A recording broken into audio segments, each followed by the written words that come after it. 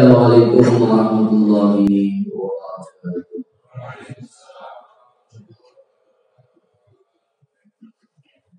Alhamdulillah. Alhamdulillahilladzi hadana li hadza ma kunna linahtadiya lawla an hadana Allah. Asyhadu an la ilaha illallah wa asyhadu anna Muhammadan abduhu wa rasuluhu la nabiyya ba'dahu. Allahumma shalli ala nabiyyil mustafa Muhammadin sallallahu alaihi wasallam wa ala alihi wa ashabihi ahli sidqi wal wafah. Saya al-hadirin rahimakumullah. Bapak-bapak, ibu-ibu dan saudara-saudara sekalian yang dirahmati Allah Subhanahu wa taala. Alhamdulillah kita dipertemukan kembali oleh Allah Subhanahu wa taala dalam kesempatan ini untuk kita bersama-sama menunaikan kewajiban kita, baik kewajiban salat maupun kewajiban kita dalam tafakkur fikih. Dan kita masih melanjutkan kajian kita, yaitu kajian kontemporer. Dan dalam kesempatan kita kali ini kita akan membahas tema tentang halal haram, ya, cacing dan jangkrik. Ya, bagaimana hukum membudidayakannya dan bagaimana hukum yang menggunakannya sebagai obat atau bahan kosmetik. Ada seperti Allah Subhanahu wa taala yang sering kita pakai, ya, kalau kita sedang sakit di hospital, ya, itu kira-kira boleh kan itu. Itu yang paling sering. Dari rahmat Allah Subhanahu wa taala, dua, ya, binatang ini atau dua hewan ini banyak juga di budidaya, ya, banyak di budidaya. Ya, jangkrik juga banyak di budidaya. Biasanya buat apa ya? Ya, makanan burung. Ini kita.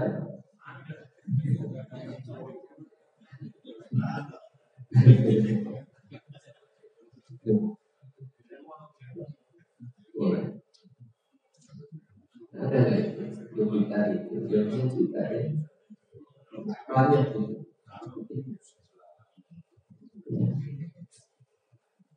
Jadi banyak di budidaya dua hewan ini, ya, termasuk serangga.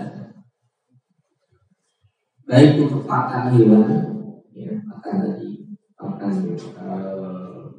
burung tadi, ya, banyak kalau jangkrik untuk pakan burung, ya, cacing juga bisa untuk pakan burung, termasuk untuk pakan ikan, ya, ikan hias, ikan lele juga, ya, yang masih kecil-kecil, ya, pakan itu juga, umpan juga, ya.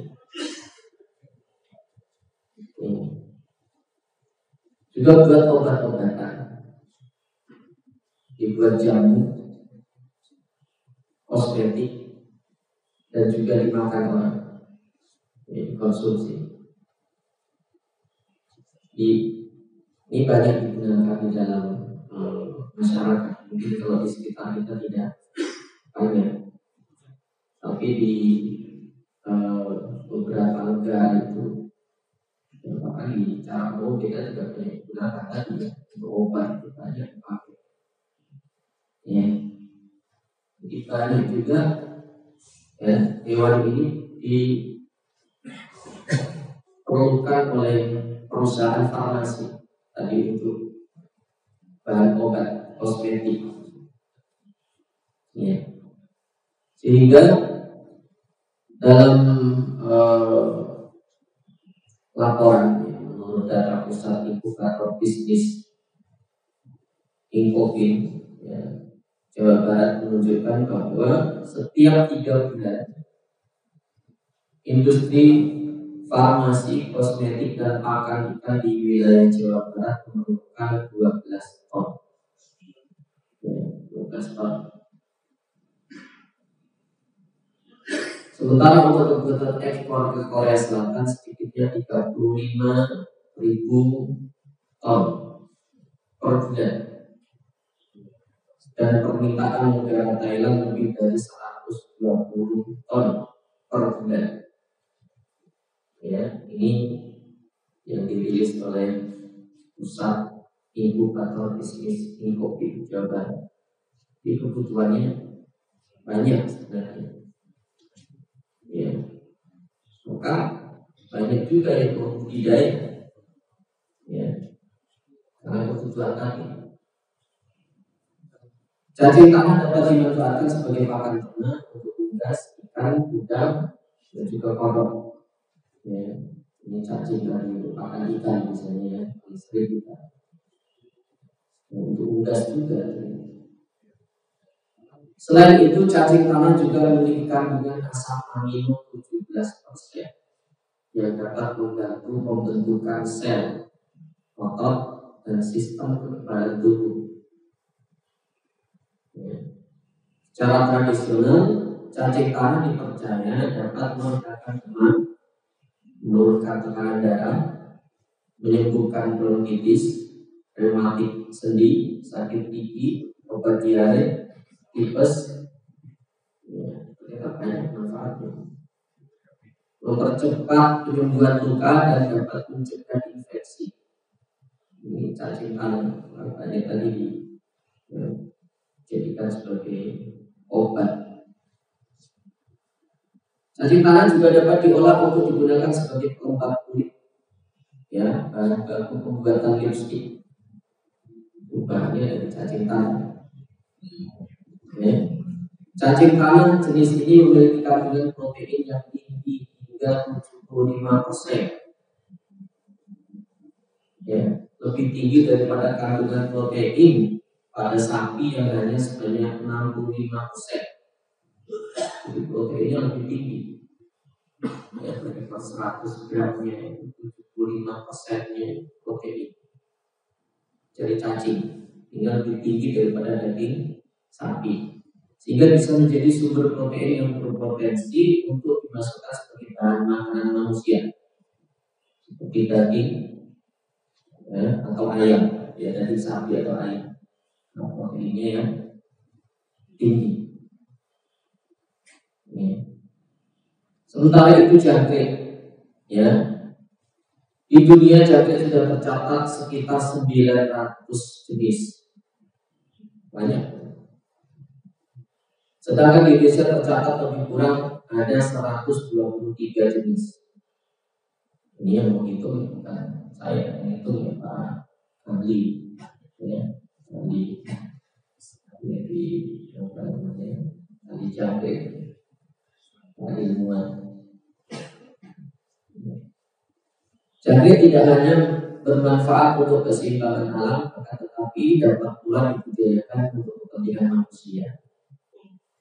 Ya, di antaranya jangkrik punya potensi untuk menjadi salah satu pakan ikan bisa, ya, untuk binatang kesayangan, bahkan untuk pangan manusia.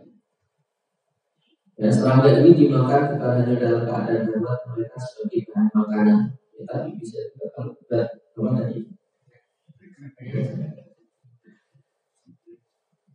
Nah, jangkrik ini banyak ditemukan di alam bebas.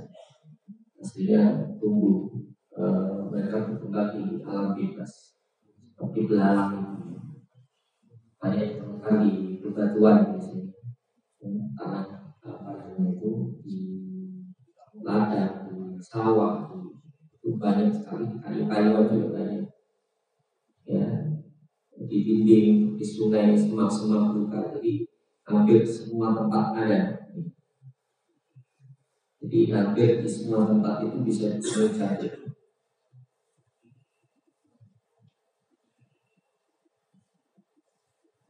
Jangkrik termasuk hewan omnivora atau pemakan tumbuhan dan berupa material organik dari tumbuhan dan jamur, ya, dalam suatu ekosistem. Kalau dari makanannya baik, ya, dan besi juga. Ya. Biasanya kalau ternak itu makannya ya itu tadi rumput atau apa namanya, pisang yang kering itu, ya, biasanya dikasih itu. laras. Pakan jangkrik yang baik untuk pemeliharaan ialah hijau-hijauan, kacang-kacangan, buah-buahan, dan umbi-umbian yang masih muda serta sayur-sayuran. Ya, ini makanan nih. Jadi makanan ini baik. Nah, bagaimana hukum budidaya cacing dan jangkrik? Ya, bagaimana hukumnya dalam pandangan ya fikih Islam? Karena kedua hewan ini tergantung nanti hukumnya. Kalau hukumnya halal atau haram untuk kebutuhan itu. Nah, dalam kaidah fikih itu kan. Ya, kalau kita menternak atau membudidaya sesuatu yang haram kemudian dimakan, itu termasuk hasilnya nanti juga haram. Ya. Ada bagi Allah Subhanahu wa Ta'ala. Jadi kalau contohkan khamr itu hukumnya haram. Tidak hanya minumnya saja. Ya, orang yang membuat, orang yang menjual, orang yang menyajikan, ya, karyawan yang membuatnya, yang punya pabriknya, itu kena dosa.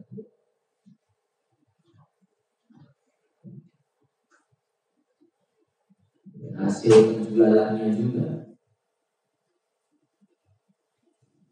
Ada bagi Allah Subhanahu wa Ta'ala, masalah budidaya cacing dan jangkrik termasuk kategori ghairu mansus. Jadi kalau kita cari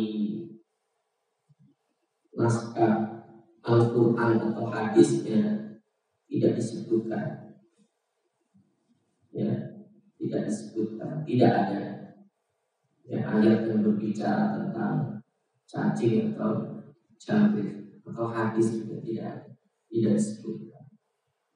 Sehingga itu termasuk sesuatu yang tidak termaktub ya di dalam Al-Quran maupun hadis. Nah, bagaimana untuk mengetahui ya hukumnya? Maka untuk mengetahui hukumnya digunakan 3 pendekatan. Yang pertama adalah lewat pendekatan kaidah fikih.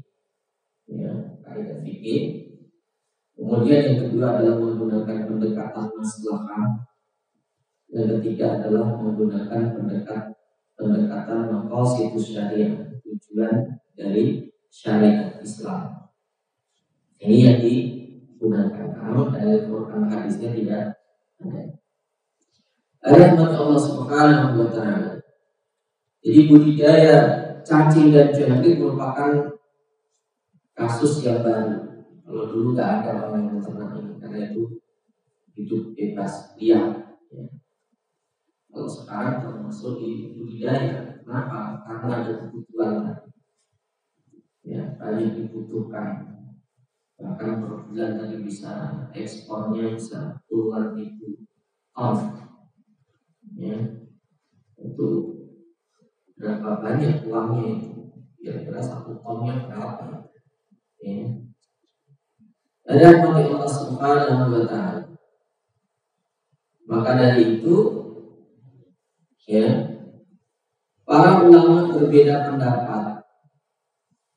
Ya tentunya karena tidak ada dalil Quran hadisnya, para ulama berbeda pandangan. Ya. Nah, kaidah umumnya adalah bahwa ada fikihnya al-aslu fil asyari al-ibah. Jadi dikembalikan. Asal dari segala sesuatu itu adalah boleh. Kalau tidak ada dalil Quran dan hadisnya, kembalikan kepada kaidah umumnya. Jadi asal segala sesuatu itu aslinya adalah boleh. Ya, ini berkaitan dengan budidaya ya, belum ya. Ya. Hukum membudidayakan. Jadi budidaya cacing dan jangkrik dalam rangka menciptakan lapangan pekerjaan baru. Ya, kan banyak orang yang butuh lapangan pekerjaan. Jadi itu bisa menciptakan lapangan pekerjaan. Ya, banyak ya ternak jangkrik itu kan. Banyak di kalau kita naik bis itu juga banyak ya, dari Jawa mana itu ke Jakarta tadi itu diternak ya, dan bisa mengatasi pengangguran dan memecahkan masalah PHK. Jadi itu membuka lapangan pekerjaan ya, sehingga itu bermanfaat ya. Jadi itu kalau dikaitkan dengan maslahat banyak kebaikannya. Jadi berapa banyak orang yang bisa memperoleh pekerjaan, bahkan menciptakan lapangan pekerjaan juga, tidak perlu dia sana kemari. Rahmat Allah Subhanahu wa Ta'ala, sehingga ini dikembalikan kepada hukum asal. Yang pertama tadi adalah asal dari segala sesuatu itu adalah boleh. Yang kedua maslahah, ya, maslahah, kebaikan. Ada kebaikannya, ada manfaatnya. Bahwa syariat itu tujuannya adalah, Imam Ibnu Qayyim mengatakan bahwa di mana ada maslahah, ada kebaikan, maka disitulah hukum Allah atau syariat Allah. Karena semua ya hukum syariat itu adalah maslahah untuk kebaikan manusia, baik dalam kehidupan dunia maupun kehidupan akhirat. Dan situ banyak maslahatnya, banyak kebaikannya kalau tadi ditinjau dari segi ekonomi ya. Jadi itu termasuk membuka lapangan pekerjaan. Yang kedua hukum ya, menggunakan keduanya untuk obat. Itu membudidayakannya boleh ubah. Kemudian menggunakannya untuk obat. Bagaimana hukumnya? Nah, di sini ada perbedaan pendapat di antara para ulama. Ya, kenapa? Karena jangkrik dan cacing ini termasuk kategori ini apa namanya? Al-hasyarah, serangga. Ya, kategori serangga. Dari situ terjadi perbedaan pendapat di antara ulama tentang serangga, hukum serangga. Nah, pendapat yang pertama yaitu pendapat Imam Abu Hanifah dan pendapat Imam Asy-Syafi'i yang mengatakan bahwa al-hasyarah atau serangga itu hukumnya haram. Ya, ini secara umum. Karena di antara serangga itu ada yang membahayakan juga, ada yang membahayakan, ada yang tidak, ada yang menjijikkan, ada yang tidak. Ya. Al-hasyarah, ada yang punya darah, ada yang tidak. Jadi termasuk kategori serangga.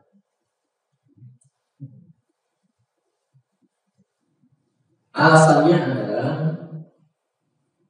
karena al-hasyarah atau serangga itu termasuk al-khaba'is. Al-khaba'is itu sesuatu yang menjijikkan, sesuatu yang buruk.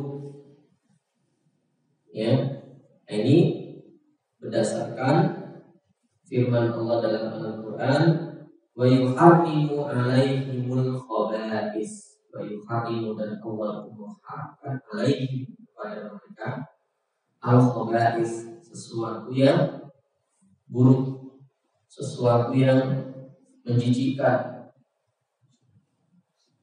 Ya, jadi menurut Imam Abu Hanifah dan Imam Asy-Syafi'i, berdasarkan ayat ini, serangga itu termasuk sesuatu yang buruk, sesuatu yang menjijikkan. Ya, kalau yang namanya serangga kan kira-kira ada nggak serangga itu yang apa namanya tidak menjijikkan? Kelambang, kalajengking, jenis-jenis kecoa, termasuk jenis serangga, termasuk tadi jangkrik. Kalau belalang boleh ya. Jangkrik ini termasuk belalang bukan? Kalau cacing tadi ya, itu termasuk menjijikkan. Jadi dalam pendapat Imam Abu Hanifah dan Syafi'i berdasarkan ayat tadi menyebutnya karena itu termasuk al-khabaris, sesuatu yang buruk, sesuatu yang jahat, sesuatu yang menjijikkan. Yang kedua, menurut pendapat Imam Malik, ya, kemudian menurut pendapat Imam Abu Layla, Imam Al-Auza'i, mereka mengatakan bahwa al-hasyarat atau serangga itu hukumnya halal. Jadi di situ ada perbedaan. Kalau Imam Malik ini lebih banyak memberikan kemudahan-kemudahan, termasuk banyak memberikan keluasan-keluasan. Kalau dalam madzhab Imam Syafi'i itu, ya, beliau ini terkenal dengan kehati-hatiannya, ya, sangat hati-hati dalam madzhab Syafi'i, sehingga akan lebih berat, memang, ya, lebih berat. Ada yang Allah Subhanahu wa Ta'ala dari Indonesia kebanyakan lebih memilih pendapat Imam Syafi'i. Nah, yang jadi catatan adalah bahwa pendapat kedua yang mengatakan bahwa serangga itu halal, itu ada catatan.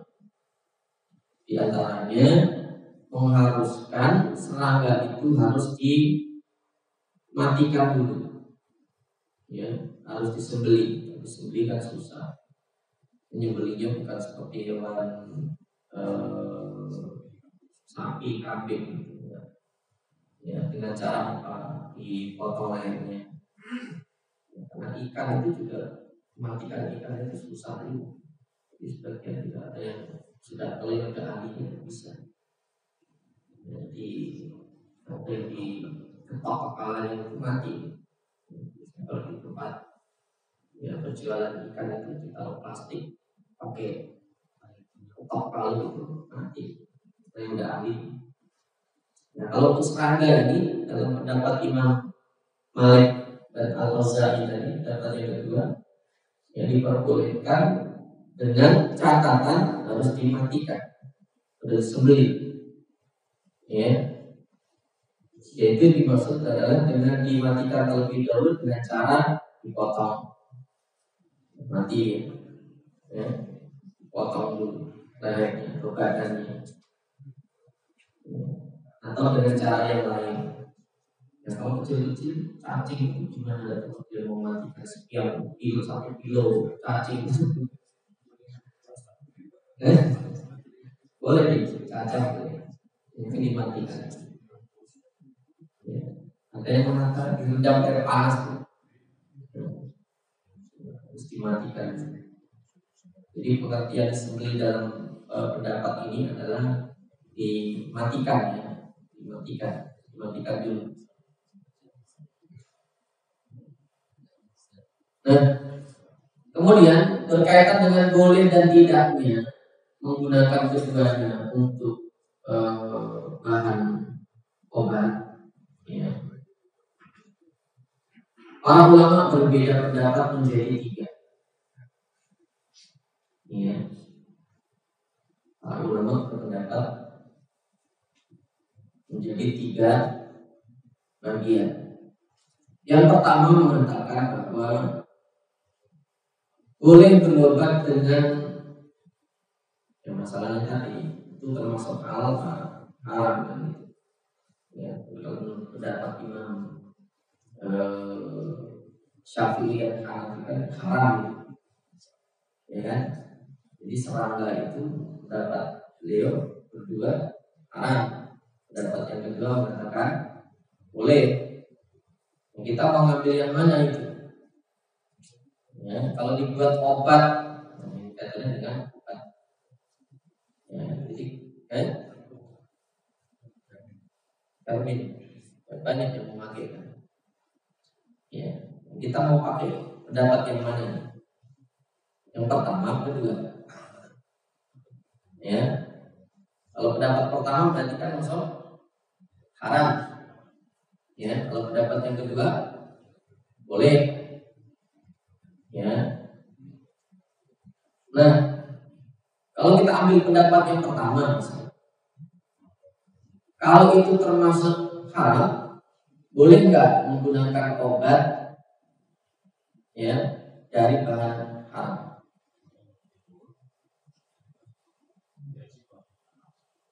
Ya, pendapat pertama menyatakan boleh berobat dengan yang haram atau najis dalam keadaan darurat. Dalam keadaan darurat, ya, termasuk kalau vermin itu, ya, itu kita pakai dalam keadaan darurat. Darurat itu tidak ada obat lain selain itu. Ya. Tidak ada obat lain selain itu. Ada nggak obat lain selain itu? Banyak. Ya, ya kalau di dokter biasanya mau bukan pakai vermin, pakai obat-obat kimia.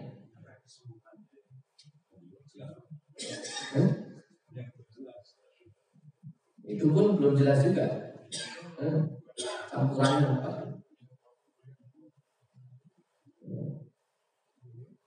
Jadi maka penting tadi sertifikasi kalau obat itu penting. Kita mau minum juga kadang ragu-ragu juga, tidak ada hal label halalnya, campurannya betul apa enggak? Kalau enggak, itu yang kadang kita juga memang agak kesulitan juga. Gitu. Sekarang udah mulai ada ya, label halal itu udah mulai sudah nggak apa-apa. Tapi kadang kita tanya ke apa apotekernya juga ada nggak obat yang halal? Dia nggak tahu, nggak ada. Tapi begitu tanya kita obat ini ada, ada. Nah ini ada halalnya. Ya, ada bahaya juga nggak tahu. Rahmat Allah Subhanahu wa Ta'ala. Jadi pendapat yang pertama mengatakan bahwa berobat dengan yang haram atau najis dalam keadaan darurat itu boleh. Ya, argumennya adalah bahwa Rasulullah SAW membenarkan Abdurrahman bin Auf memakai sutra ya ketika dia sedang terkena penyakit kulit. Sutra itu kan hukumnya haram, laki-laki haram pakai sutra, perempuan boleh.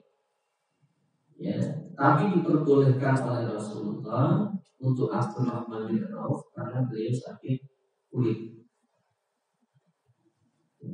Jadi baik itu untuk kulit. Ya. Nah, ini menunjukkan bahwa dalam keadaan darurat boleh menggunakan sesuatu yang haram. Ya, asalnya dapat yang pertama. Kemudian yang kedua, alasannya adalah hadis yang menyatakan bahwa Rasulullah SAW menyuruh beberapa orang dari kabilah Qurainah yang sedang sakit di Madinah untuk berobat dengan minum susu dan air kencing unta. Ya, mereka mengikuti petunjuk Rasulullah SAW dan ternyata sembuh. Ini banyak juga ya. Arab cari air kencing unta dengan susu. Ya, ini diperbolehkan sebenarnya dalam keadaan darurat. Tapi karena ada hadis yang membolehkan, ya akhirnya banyak juga dia nggak sakit tapi dia nggak. Aslinya diperbolehkan dalam keadaan darurat. Ya. usulnya begitu, ada sakit perut, ya nggak ada yang adanya itu, ya dalam keadaan darurat. Jadi sekarang tadi modelnya diminum air kecil bukan campur dengan susu. Nah, jadi sebenarnya itu diperbolehkan dalam keadaan darurat. Hal ini menunjukkan bahwa berobat dengan yang najis atau haram itu boleh pada saat tidak ada pilihan lain. Ini pendapat yang pertama. Pendapat kedua menyatakan haram secara mutlak. Ya, argumentasi kelompok ini berdasarkan pada riwayat Abu Dawud, ya, yaitu berkaitan dengan hadis Nabi Sallallahu Alaihi Wasallam yang beliau bersabda, sesungguhnya Allah itu menurunkan penyakit dan obat, ya, dan menjadikan obat pada setiap penyakit. Di setiap ada penyakit ada obat. Ikul lidain dawaun, ya, kecuali mati gak ada obatnya. Untuk itu berobatlah kata Rasulullah, dan janganlah berobat dengan yang haram. Kita diperintahkan untuk berobat, tapi Rasul melarang berobat dengan sesuatu yang haram. Kemudian hadis yang kedua menyatakan bahwa Rasulullah melarang berobat dengan najis dan haram. Ya, jadi ada dulu seorang ini akan tabib, jadi menggunakan kata itu untuk pengobatan, ya, nanti melarang, ya, sehingga ini dijadikan landasan oleh pendapat yang kedua yang melarang bahwa, ya, haram menggunakan obat dari bahan haram dan najis. Pendapat ketiga mengatakan bahwa dalam kondisi darurat boleh berobat, ya, dengan menggunakan yang haram atau najis, kecuali khamr. Kalau pendapat yang pertama tadi, ya, pendapat yang ketiga ini, ya, boleh berobat dengan sesuatu yang haram dan najis dalam keadaan darurat, kecuali khamr. Ya, tapi dalam pendapat ulama yang lain dicontohkan, ya, dalam pendapat Yusuf Al-Qaradawi dalam video kontemporer ini, ya, kalau ada orang yang misalnya di daerah-daerah tertentu, ya, ada orang makan, ya, tersedak, ada khamr, kira-kira boleh nggak untuk menolongnya? Dari rahmat Allah Subhanahu wa Ta'ala, argumentasi mereka adalah alasan dipakai oleh kelompok pertama, ditambah, ya, riwayat Imam Muslim yang mengatakan khamr itu bukan obat, tapi penyakit. Jadi pendapat ketiga dan pertama ini hampir sama, yang membolehkan berobat dengan sesuatu yang haram atau najis dalam keadaan darurat, kecuali khamr, karena Nabi bersabda khamr itu bukan obat tapi penyakit. Nah, menurut penelitian yang dilakukan oleh Dr. Abu Sa'id Abdul Hadi, di antara tiga pendapat di atas, pendapat pertama yang paling kuat, yaitu pendapat yang membenarkan berobat dengan yang haram dan najis dalam keadaan darurat. Jadi kalau memang tidak ada obat lain kecuali itu, ya, diperbolehkan. Ini pendapat yang kuat. Gitu. Nah, kalau pandangan para fuqaha tentang al-hasyar dan berobat dengan yang haram dan najis tersebut kita bawa kepada masalah hukum cacing, ya, maka ada dua kemungkinan yang dapat kita ambil, ya. Jadi kalau tadi kan cacing dan cabai itu ada yang mengatakan haram, ada yang mengatakan boleh. Ya. Nah, yang pertama mengikuti pandangan mazhab Maliki. Ibnu Abi Layla dan Al-Auza'i yang mengatakan bahwa hasyar atau serangga itu hukumnya adalah halal. Ya, kalau diambil yang pendapat yang kedua tadi, pandangan yang membolehkan, berarti boleh. Ini menurut pandangan pendapat yang membolehkan cacing dan jangkrik sebagai obat.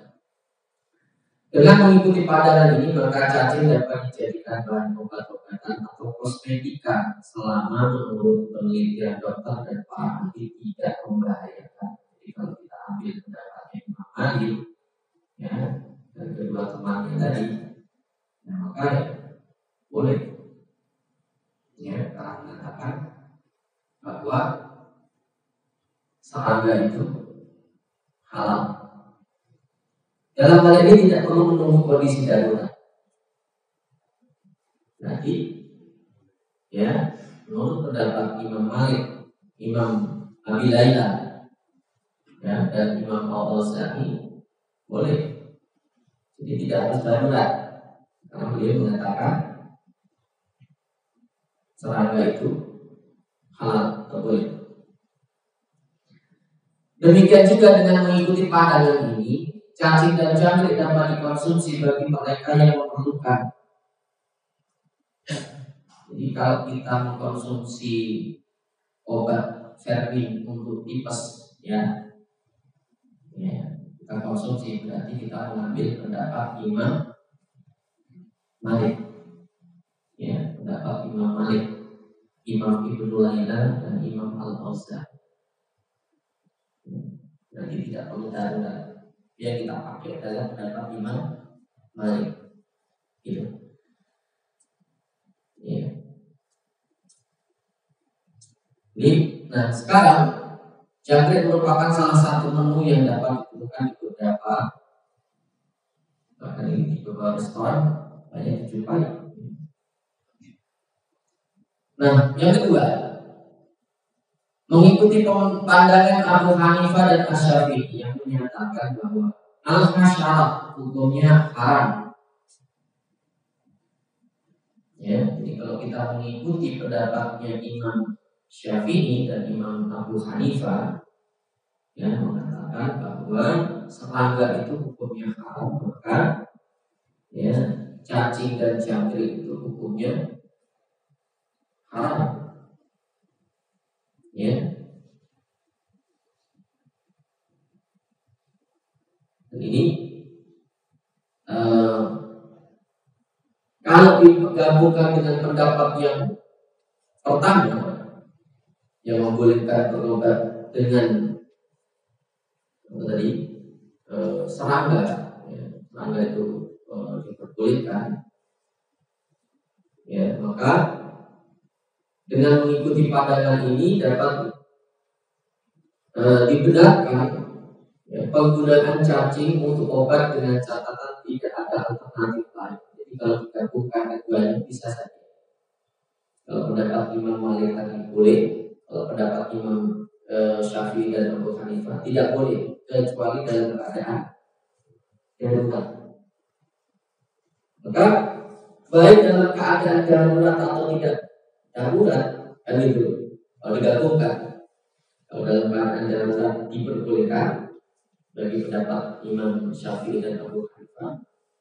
Ya, kalau pendapat Imam Malik tadi boleh tidak dalam keadaan darurat. Berarti, ya, penggunaan cacing itu sebagai obat boleh. Ini dalam pendapat. Tapi kalau kita mengambil pendapat Imam Syafi'i, berarti ya haram, tapi dalam keadaan darurat diperbolehkan dengan ketentuan tidak membahayakan. Ya, jadi kaidah yang dipakai al-darurat tubihul mahzurat. Jadi masih bisa dipakai. Jadi kalau pendapat yang diambil adalah pendapat Imam Syafi'i dan Imam Abu Hanifah, itu pun masih bisa dipakai. Kita alasannya dalam keadaan darurat. Tapi kalau dalam keadaan tidak darurat, yang lebih baik ya Pak dihindari. Jadi kalau ada perbedaan pendapat itu kita lebih hati-hati ya, lebih baik kita hindari selama masih ada obat yang lain. Tapi kalau tidak ada, ya dipakai. Yang buat Allah Subhanahu wa Ta'ala itu untuk obat. Kalau untuk kosmetik bagaimana? Lalu bagaimana kalau cacing tersebut digunakan sebagai bahan kosmetik? Kosmetika bisa termasuk sebagai kebutuhan sekunder dan primer, ya. Atau termasuk tahsiniyah, pelengkap.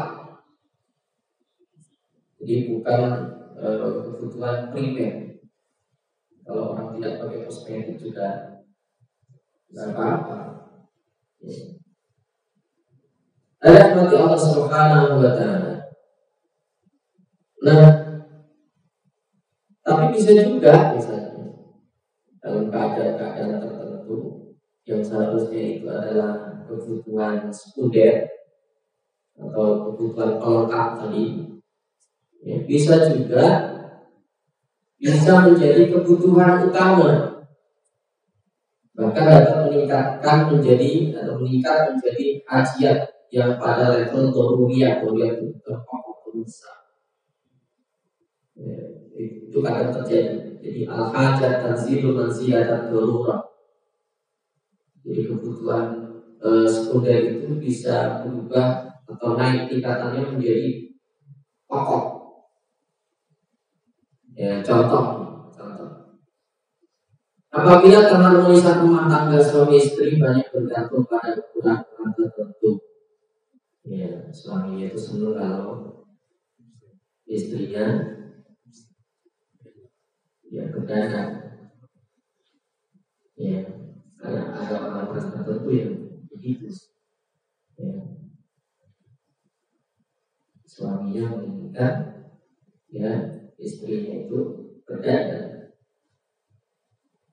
dan termasuk yang tadi menggunakan kosmetik, karena tadi buat kulit juga bagus kan, ya. Nah, dalam kondisi semacam itu, ya diperbolehkan bagi istri untuk mempercantik diri, ya, untuk mempercantik diri. Tujuannya apa? Ya, karena itu keinginan suaminya, ya. Itu termasuk bagian dari sesuatu yang pokok, ya, untuk ya membentuk keharmonisan rumah tangga. Nah, kalau tidak bisa juga nanti malah yang mengurangi, gitu ya. Ada nggak ya kira-kira itu mengurangi cinta suaminya pada istri? Ya mungkin dalam kasus-kasus tertentu bisa saja. Nah, sehingga itu dalam keadaan seperti itu diperbolehkan, ya, itu diperbolehkan. Nah, hal ini bisa lebih dibenarkan lagi kalau kita mengikuti pada Imam Malik. Jadi dikembalikan kepada Imam Malik tadi yang memandang bahwa serangga itu hukumnya adalah halal sehingga tidak najis dan boleh digunakan. Jadi kalau kita mengambil pendapat Imam Malik, yaitu hukumnya adalah boleh. Ayat dari Allah Subhanahu wa Ta'ala itu berkaitan dengan hukum, ya, menggunakan cacing dan jangkrik. Jadi kesimpulannya tadi ada 3. Kalau untuk budidaya hukumnya adalah boleh, ya, karena itu termasuk maslahat. Kemudian untuk penggunaan sebagai obat, ya, jadi ada 2 pendapat. Kalau menurut pendapat Imam Malik itu hukumnya boleh, pendapat Imam Syafi'i dan Abu Hanifah itu hukumnya haram, ya, kecuali dalam keadaan darurat. Ya, itu yang bisa kita simpulkan untuk hukum dari cabik dan cacing. Silakan kalau sampaikan.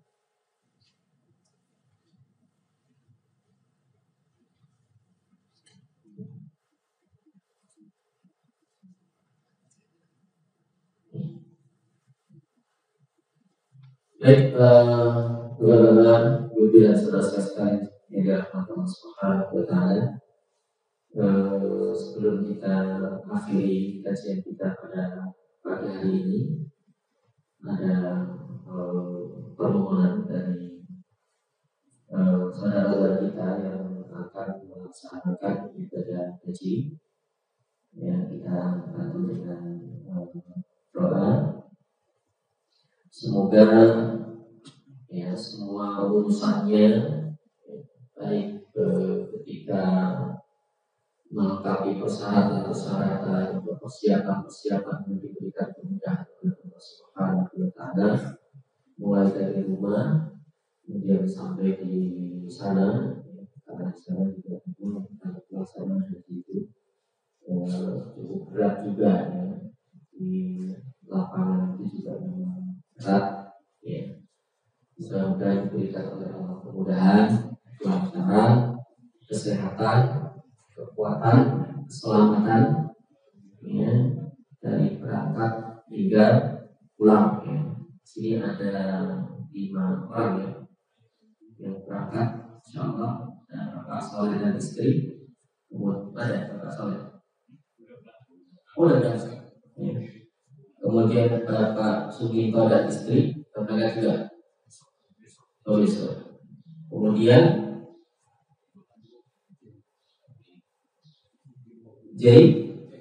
Zainab ya. Mari bersama-sama kita bacakan surat Al-Fatihah. Semoga diberikan oleh Allah Subhanahu wa Ta'ala kemudahan, kelancaran. Bismillahirrahmanirrahim. Al-Fatihah. A'udzubillahi minasyaitonir rajim. Bismillahirrahmanirrahim. Alhamdulillahirabbil alamin. Arrahmanirrahim. Maliki yaumiddin. Iyyaka na'budu wa iyyaka nasta'in. Ihdinas siratal mustaqim. Siratal ladzina an'amta 'alaihim ghairil maghdubi 'alaihim waladdallin. Bismillahirrahmanirrahim. Alhamdulillahirabbil alamin. Wasyakirin. Hamdan yafi'i ni'amahu wa yukafi mazidahu. Rabbana lakal hamdu kama yanbaghi li jalalikal karim wa 'azimi sultanik. Allahumma inna nas'aluka salamatan fid din wa 'afiyatan fil jasad wa sihhatan fil qalb wa barakatan fil rizqi wa tawbatan ba'da al-maut wa rahmatan indal maut wa maghfiratan ba'da al-maut. Allahumma hawwin 'alaina fi sa'atil maut wa najatan minan nar wa 'afiyatan fil jasad. Rabbana la tuzigh qulubana ba'da idh hadaytana wa hab lana min ladunka rahmatan innaka antal wahhab. Allahumma aslih lana dinana alladhi huwa ismatu amrina wa aslih lana dunyana allati fiha ma'ashuna wa aslih lana akhiratana allati ilayha ma'aduna. Allahumma ja'alna hayata ziyadatan lana fi kulli khair waj'alil mauta rahmatan lana min kulli syarr. Allahumma la tada'na dhanban illa ghafartahu wa illa farajtahu wa la daynan illa qadaytahu wa la mu'siran illa yassartahu wa la hajatan min hawaijid dunya wal akhirati illa qadaytaha ya rabbal alamin. Allahumma ya yassir umur yassir umurana yassir umurana dunya wal akhirah. Rabbana atina fid dunya hasanatan wa fil akhirati hasanatan wa qina adzabannar. Subhana rabbika rabbil izzati amma yasifun. Wassalamu ala mursalin walhamdulillahi rabbil alamin.